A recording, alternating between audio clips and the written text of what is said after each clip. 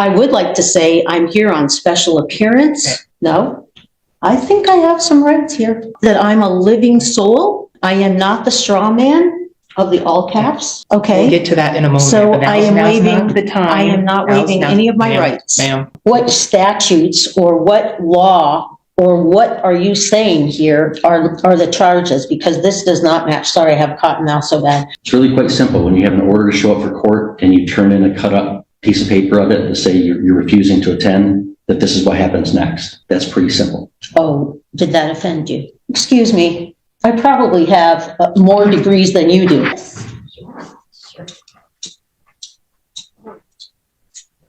Thank you, sir. If you did send out. Such an interesting out. All right, good morning. We are on the record in the 89th District Court for the County of Sheboygan. We're conducting the physical hearing upstairs in the circuit courtroom. It's being clerked by the 89th District Court staff down in that courtroom. And we're here in the case of In re Beth Bridgman on a contempt matter. It was filed in an underlying criminal case 23-0868SD. We are providing public access both in the courtroom, in the circuit courtroom, and also online. Counsel, you want to state your appearances, please? Good morning, Your Honor. Paige Miller on behalf of the people. Attorney Eric Villanueva appearing as arraignment attorney on behalf of Beth Bridgman. Although I will represent myself. Yes, Okay. we'll get to that. I would like to say I'm here on special appearance. No, I think I have some rights here. I don't know. What does special appearance mean to you? It means in a common law that I'm a living soul. I am not the straw man of the all caps. And you'll have an opportunity at a later time. Please just take a seat. I've never seen those opportunities come back around. Thank you. Okay. We'll get to that in a moment. So but I am waiving the time. I am not waiving any of my. Okay, thank you. Ms. Bridgman, you're free to stand or sit, whichever you're more comfortable with. I don't know how I would pull the chair up, so thank you. Well, if you want to sit that, I have no problem. All right. Thank you. All right, well, Ms. Bridgman, you're here for an arraignment on 2 allegations of contempt. So I have to advise you of what those are. The first was an order to show cause that I signed on December 13th, 2023, which alleges that you are in criminal contempt of court for the unauthorized practice of law and for preventing the defendant, Seth Flores, from meeting with the Michigan Indigent Defense Commission attorney prior to his arraignment. We scheduled that for a show cause hearing on December 20th. You did apparently appear in the courthouse that day and turned in a copy of the show cause cut into strips with the red lettering on it. Says your offer to contract is not accepted, and then you did not appear at that show cause hearing. So therefore I signed a warrant for your arrest for that non-appearance. So that warrant alleges that you are in criminal contempt for failing to appear at that show cause.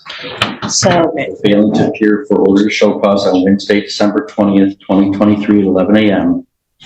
for preventing defendant Seth Miguel Thomas Flores from meeting with MIDC attorney prior to his arraignment. So those are the 2 contempt citations pending against you. You have the right to have a hearing on both of those allegations where your contempt would need to be proven beyond a reasonable doubt. You have the right to present evidence in your own defense and cross-examine and challenge any of the evidence presented against you. You have the right to an attorney. If you qualified and requested, you have the right to an attorney appointed at public expense. The MIDC provides an attorney for your arraignment today, just as a courtesy and as required by a statute. MIDC? Michigan Indigent Defense Commission. You also, of course, have the right to represent yourself. Do you know? Well, first, do you comprehend the penalties? Oh, I'm sorry, I didn't tell you. So both those contempt citations, if you are found to be in contempt or you admit to being in contempt, you could be punished by up to 93 days in the county jail and or a fine of $7,500 or both. That's the fine, that's the maximum penalty for both of the contempt citations. Ms. Bridgman, do you comprehend the rights that you have that I outlined for you and the maximum penalties I outlined for you? I think that I would like to wait. I have a call into the state trooper that your office or the prosecutor's office called to investigate something with me. And I was on the phone with her and told her I had received the show cause, and she said, he can't serve a show cause. I shot over a copy of it. He can't serve a show cause because you're not under bond. This is from the state attorney general's office. I was still on the phone with her. I had filed the paperwork at 9 o'clock. She called me at approximately 10 o'clock. I was still on the phone with her till after 11 o'clock. And she told me that you could not issue a show cause because I was not under bond. Now I understand you have just precluded all of my common law rights by forcing me in the back door into your jurisdiction on this side of the court. And I know that this is not what was on the original document in its entirety. So you have amped up the charges based on the fact that I failed to appear, but I believed she was going to let you know. She was collecting information from me for you. Ma'am, Okay, now, did you just understand what the judge asked you regarding those two charges? Did you just understand that I think there's a bigger overriding issue? Thank you. Wait, hang on. Thank I'm you. not going to have this. I'm going to fire him, actually, so thank you very much, because I will represent myself. Okay. So you're telling me things in defense of the contempt citations, and you'll definitely have an opportunity to present any. No, because you already, Hang on, Mr. Villanueva, please stop. I don't want to have this be an argument between Thank you you. and Ms. Bridges. I guess I just like to state that well, I think we need to back it she's up. pleading not guilty to both of those, and that she would like to request a hearing, that she would like to represent herself at that future Okay. hearing. All right. No, Your Honor, but I all just of my want to- rights were strongly impinged upon for even when I never failed to appear. Okay. We're going to have a hearing where you. She was working, Okay, you're going to get your Mr. hearing. Villanueva, No, I'm this directing you to is- stop thank you. arguing with Ms. Bridges. Okay, I mean, it's a pretty serious thing to have to spend the night in jail, to be brought in handcuffs and everything else. When I was not being belligerent in that regard, she told me that it was not an authorized show cause. All right. If she told you that, she didn't have the authority to do so. But anyway, that's for the later hearing. So Well, she was purpose is investigating. Okay. Today's purpose is to advise you of the two contempt citations.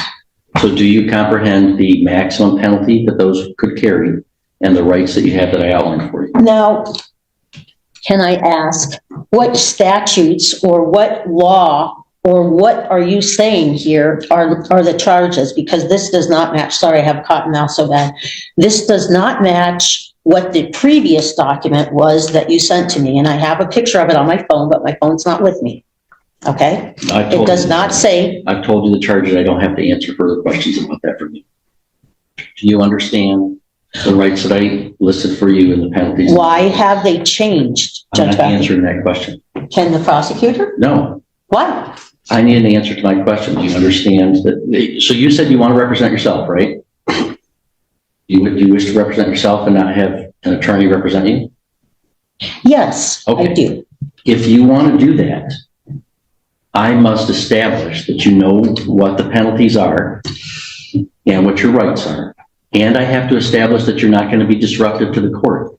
If you refuse, So are those, then I'm going to appoint not an attorney for refusing. you. Okay, then I would appoint an attorney for you and you'd not be able to represent yourself. I know, I listened to that with Trevor's case. All right, so I'm asking you, and you saw what How happened, can I Ms. Bridgman. So I first have to make sure you know what the maximum penalties are and what your rights are. Do you not? Those maximal penalties are based on the charges, and I'm wondering how you arrived at a change in the charges. I'm not answering that question. You know that you could face up to 93 days in jail and over a $7,500 fine. You understand it. Up to that. Okay, but I don't even understand what the charges are. Okay. And do you have any questions for me about any of the rights that I listed, that you have to have an attorney and have a hearing and present evidence? Do you have any question about any of those rights? I have a whole question about the whole context of everything. today, Judge Gothier? It's really quite simple. When you have an order to show up for court and you turn in a cut up piece of paper of it to say you're refusing to attend, that this is what happens next. That's pretty simple. Oh, did that offend you? No, it did not offend me. It was a contempt of court. It's a It's not common law about thing. anybody's personal feelings. It's about the authority of the court to compel appearances, and you did not appear. So I do believe, based upon your answers, that you do understand the maximum penalties that you face and the rights that you have. So, Ms. Bridgman, Mr. Villanueva indicated that you wish to plead not guilty to those charges of contempt. I gather from your comments that you would agree that you're not pleading guilty. That's correct. Okay. All right. So we'll enter a not guilty plea on your behalf to both contempt citations. We'll schedule this for a hearing where the prosecutor will present evidence, and you can present evidence in your defense. If you want to have an officer come testify on your behalf, you can certainly do so. I would like to request a trial by jury. There is no right to trial by jury in a contempt matter. So Oh. that request would be denied. Okay, so then there's no chance to understand what you're charging me with prior to this hearing. I've told you what you charged. I can read it again if you want. I don't see where there's a code or a statute or any law that I have actually violated here. Well, that's not required to be on a contempt citation. I've told you what the allegations are. If you want me to read them to you again, I will. Okay, and the contempt charges that you're saying have changed from the first time. No, there are two. One is the contempt for unauthorized practice of law and preventing Mr. Flores from meeting with his MIDC attorney prior to his arraignment. The second one is for failing to appear for the show cause hearing on that contempt. So I only show one now. What one do you have? And this is preventing. And how did you arrive at this at a later date than to issue a bench warrant? Mr. Villanueva? There's two items check marked here. This is after the fact. So then you added a different charge than the previous one about the same date. Ma'am, he read two charges. There's two charges marked here. Excuse me. I probably have more degrees than you do, All right. okay? All right. Now, I'm going to find that, please, Judge Gothier. sure, go ahead. Thank you. Okay. So the first one was that I was practicing law. That was the first one. That's the show cause that you say I failed to appear for. No, it was contempt for unauthorized practice of law and preventing defendant Flores from meeting with MIDC attorney prior to his arraignment. That was on the original. No, I have a picture of the original one. This is why I'm not sure. Do you have a copy of that show cause in front of you right now or no? This one. Would you like to see what she has But- here? I just, so Okay, you don't. so how do I defend? Hang on. If you do not have in front of you right now a copy of the first show cause, I'm happy to provide a copy to you. So how did you arrive at a second show cause? Because you didn't show up. The second show cause is for failing to show up. But I wasn't on bond. So both show causes are not in effect because I'm not on bond. Your Honor, what is the date of the first show cause? December 20th. No, that's Sorry, that was before the December 20th. sorry. You may view this document. This is out of the court file. You may view it and then So- send it back.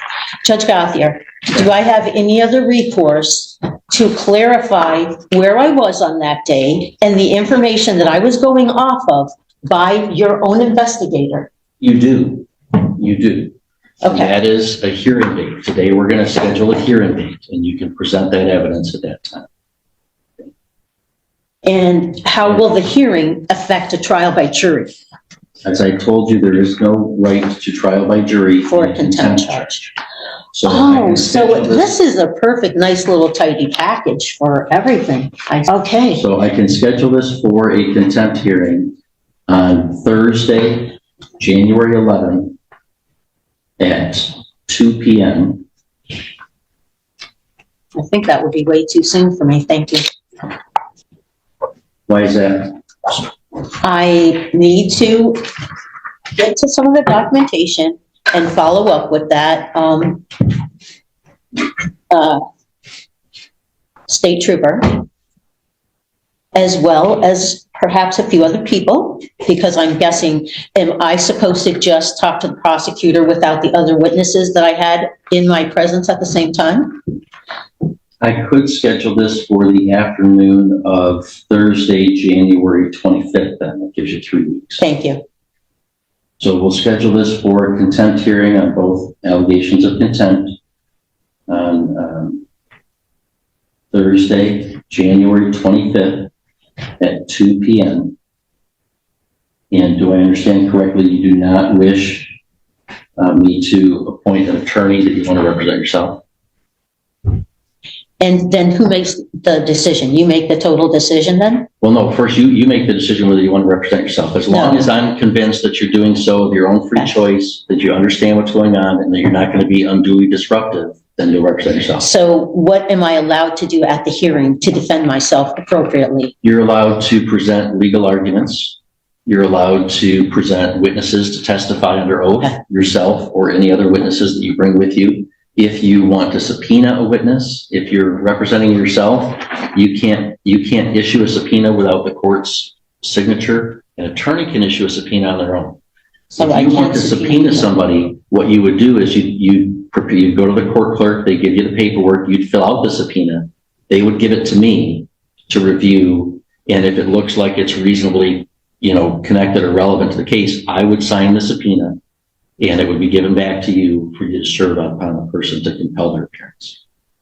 I did not even get to watch the video that day because I was still on the phone with the trooper. And then people told me after I went up for Christmas that there was maybe a bench warrant, that you had issued a bench warrant. But everybody looked for it online at VineLink and couldn't find any bench warrant.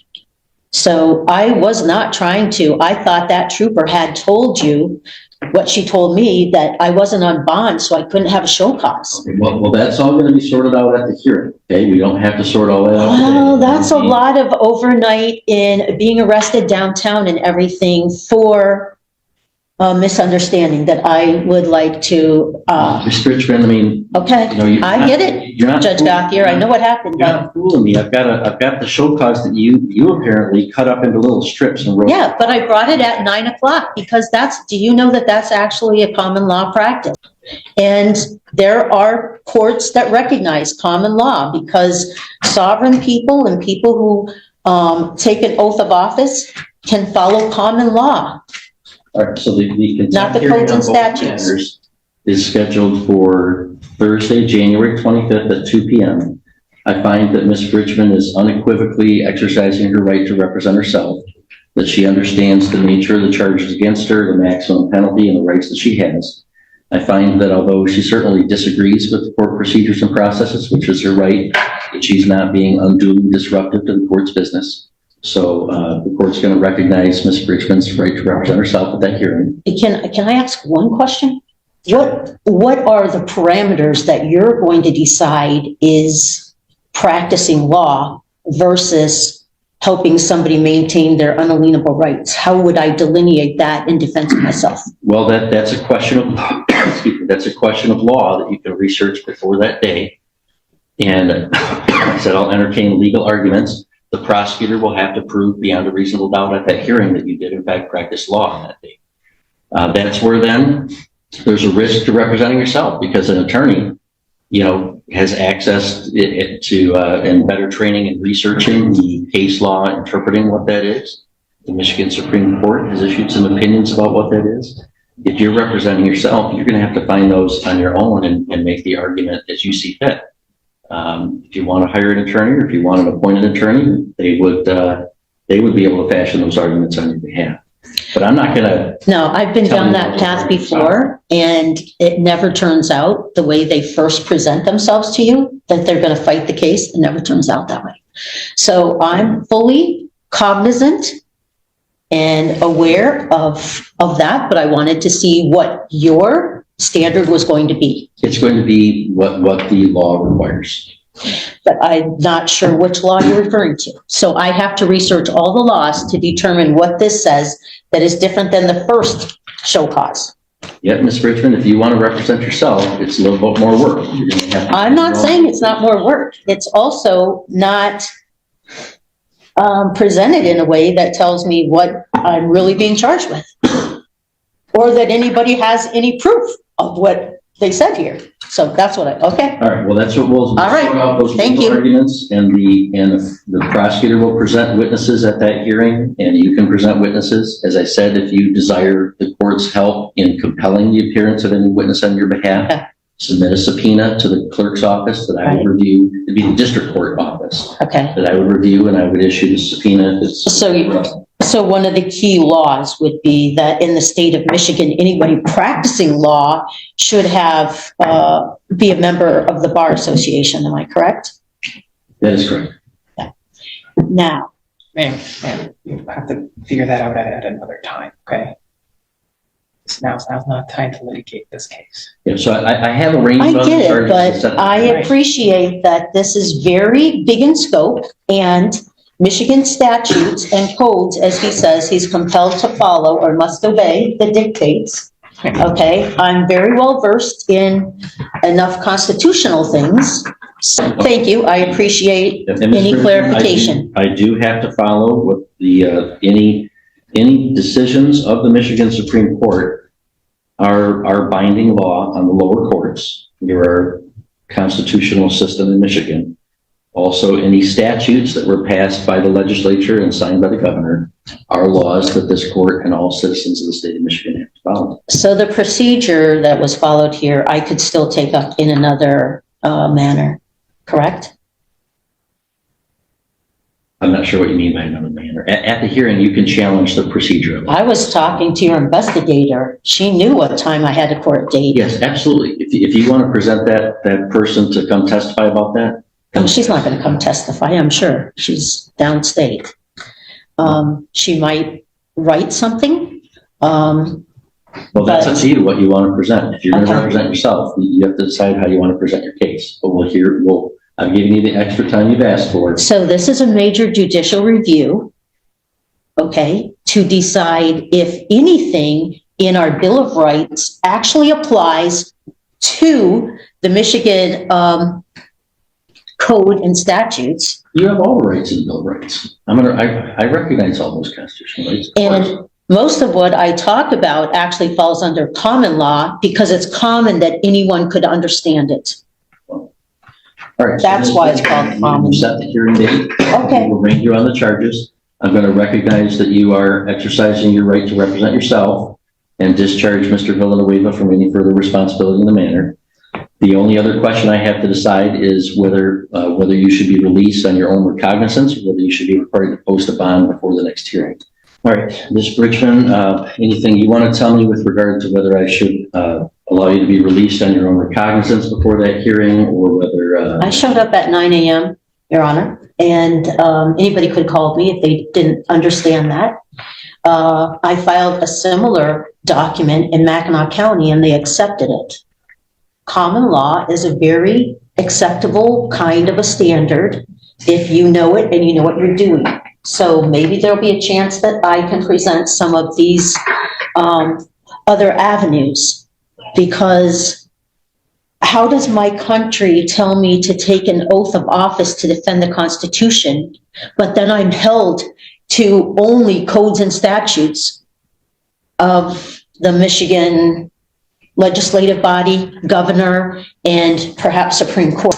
That's the overarching question here, I think. And I think a lot of people Well, I can struggle with recommend a that. Schoolhouse Rock video to you about how a bill becomes law, and the laws. Oh, I know how it happens. Your Honor, I also know we don't have a lot of judicial review. So, Your Honor, as part of a the- question, any input, Mr. Villanueva? Yes, I guess I know you just released me as the attorney of record, but I guess in support of the bond on her behalf. Yes, go ahead. Yeah, so I like to advise the court that Ms. Bridgman is a resident of the city of Sheboygan. She advised that she's a former social studies teacher. She's presently collecting disability. So she informs me I'm unaware of the status of if she has an automobile or anything. I'm not aware of any known criminal history for Ms. Bridgman, and she reports that she has no drug or alcohol issues. Granted, there's this allegation of not appearing at a previous hearing, and she was picked up, I believe, within the the Sheboygan County for that. And so I advise that Your Honor, oh, and one last thing, she's a politically active member in the community. She has audited an election previously. So I believe, she's more or less, I guess, committed to this area, this local municipality. It seems unlikely that she would go anywhere. And how she would do that. And so, Your Honor, I would ask that you set reasonable bond for her release. Thank you. All right, thank you. Well, I don't believe that Ms. Bridgman poses any danger to public safety. I don't think she's a flight risk per se of fleeing from the jurisdiction. However, I do believe that she's a heightened risk of just flat out refusing to appear, as evidenced by the fact that she cut off the previous show cause into little strips and wrote that she wasn't accepting an offer. Well, they It wasn't didn't, an offer, it was an order sorry, to appear. they didn't actually hand it to People me. just refuse to appear on orders to appear by saying, sorry, I don't want to. So I don't think that release on her own recognizance would be sufficient to secure her appearance. So I'm going to set bond in the contempt matter at $10,000 cash or surety to the full amount. There'll be no special conditions attached to it, however, just the standard conditions, Ms. Bridgman, that you have to make sure that we know if you change we have to know your address, contact information. You can't violate any laws in the state of Michigan or any political subdivision thereof, and you must appear for all court appearances. So the whole bond thing keeps me under your jurisdiction, which I wouldn't have come into your court the same way today, except that you put me in jail, so I was forced to. That's the bond that I've set. So This is the struggle between keeping my oath to defend the Constitution and adhering. I've taken a similar oath, and I believe I'm going to get one today, Mr. Richmond. So we'll see you on the 25th. We will look at the case law. That's what it is. All right, we'll adjourn.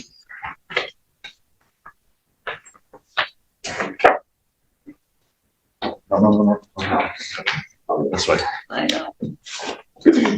She's only up here from North Carolina. Work with all you guys.